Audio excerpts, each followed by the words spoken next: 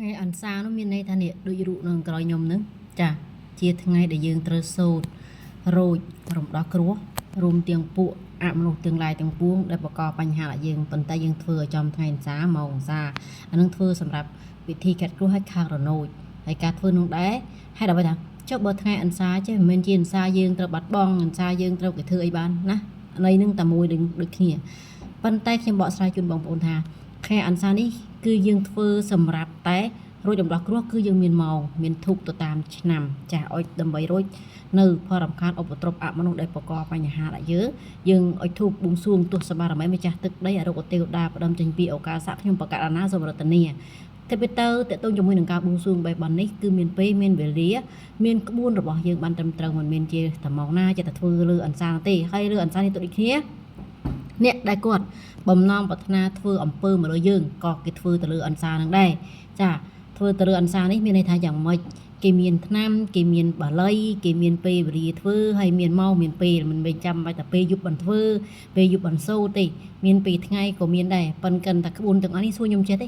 សួរខ្ញុំធ្វើទេអត់ធ្វើទេមូលហេតុ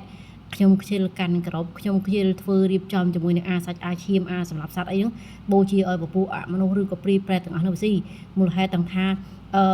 ដឹងយល់ដឹងនៅរឿងទាំងអស់នេះបានគាត់ស្ដាប់ខ្ញុំទៅគ្រូធំគាត់យល់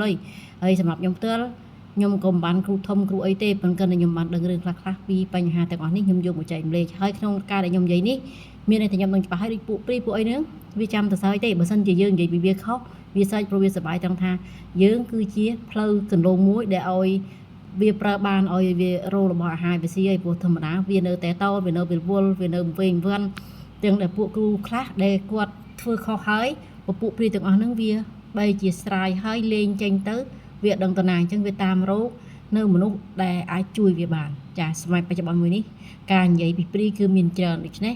មុំកុំចេះតែនិយាយហើយដូចស្នេហ៍ដូចគ្នាដែរដឹងគួរនឹងខ្ញុំអត់ចេះតែនិយាយចាមូលហេតុត្រង់ថាពាក្យថាស្នេហ៍ពាក្យថាធ្វើបាលីស្នេហ៍គឺមានថាមានជាមួយនឹងរបស់កាន់ត្រូវរៀបចំត្រូវធ្វើមិនមិនចេះធ្វើឲ្យគេស្រឡាញ់ឲ្យគេជួយចិត្តគ្មានសូត្រទៅបានទេ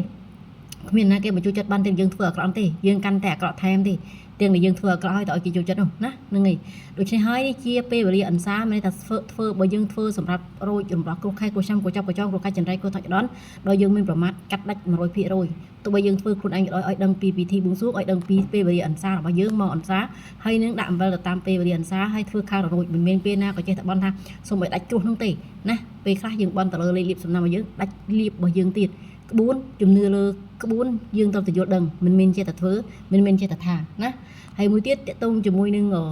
អន្សាហើយក៏នឹងជាមួយលេខចោដូចគ្នាដែរមានមួយយមន័យខុសគ្នាតែនេះខ្ញុំគ្រាន់តែរៀបរាប់ប្រាប់ទូតតកតងជាមួយនឹងពាក្យថាអន្សាតកតងនឹងពាក្យថាអ្វីទៅជាជំនឿឲ្យបានត្រឹមត្រូវពីប្រកបហើយដាក់អំពើគេដូចគ្នាបើសិនជាមានអ្នកណាខឹងស្អប់ហើយគេទៅដាក់អំពើយើងអំពើនោះមានន័យថាគេធ្វើទៅលើពេលវេលាអន្សាឬក៏ប្រើរូបថតឬក៏ប្រើអេកូឬក៏ប្រើជារូបដើម្បីសូនឬក៏ប្រើជាចំណងអីយ៉ាងទៅប៉ុន្តែឧទាហរណ៍បងប្អូនដែលច្បាស់ជាមួយនឹងការងារហើយនៅសក់ពីថ្ងៃជិបគ្នាបើទៅជាលក់មិនដាច់ណាឬក៏ធ្វើការងារមិនកើតបើចំនេះល្អដែរប៉ុន្តែទៅជាមានបញ្ហាមូលហេតុទី1រិស័យយើងដាក់ទី2តទៅជាមួយនឹងមានគេធ្វើយើងពីថ្ងៃជិបគ្នាមិនបានមានគេធ្វើយើងប៉ុន្តែរឿងអំពើនេះបើយើងមិនបានធ្វើគេពីអតីតជាតិបច្ចុប្បន្នយើងដោះបានតែបើយើងធ្វើគេពីអតីតជាតិយើងដោះឲ្យគេដាក់យើងដោះឲ្យគេដាក់តែប៉ុណ្ណឹងហើយមិនមែនជាអំពើនឹងចេះតែអ្នកណាគេធ្វើយើងបានគ្រប់តែគ្នានឹងទេទៅបីតែធ្វើលេខអន្សាក៏ដោយបើយើងមិនបានធ្វើគេឬក៏យើងមិនមានលេខ7បញ្ជីចូលទេគ្មានអ្នកណាគេធ្វើអំពើយើងបានងាយនឹងត្រូវបាន5%ប៉ុន្តែយើងមិនស្លាប់នោះទេណាយើងអាចដោះបានប៉ុន្តែដោះនោះឲ្យត្រូវគ្រូដែរមិនមែនចេះតែដោះប្រៀបដែរហើយការដោះអំពើនឹងក៏គេធ្វើទៅលើលេខអន្សាដែរធ្វើទៅខាងរនួចដែរប៉ុន្តែក្បួននៃការធ្វើនៃការសូត្របល័យរបស់គេនឹងហើយទាក់ទងជាមួយនឹងការដោះនឹងវាត្រូវមានឆ្នាំវាត្រូវមានពិធីដូចគ្នាដែរណាហ្នឹងហើយមិនមែនចេះតែធ្វើទេថាធ្វើពេលណាក៏ដោះបានពេលណាក៏ធ្វើបានទេណាមិនមែននោះទេមនុស្សយើងមានខែមានថ្ងៃមានឆ្នាំសម្រាប់ការធ្វើពិធីនៃការដោះអំពើនឹងឯង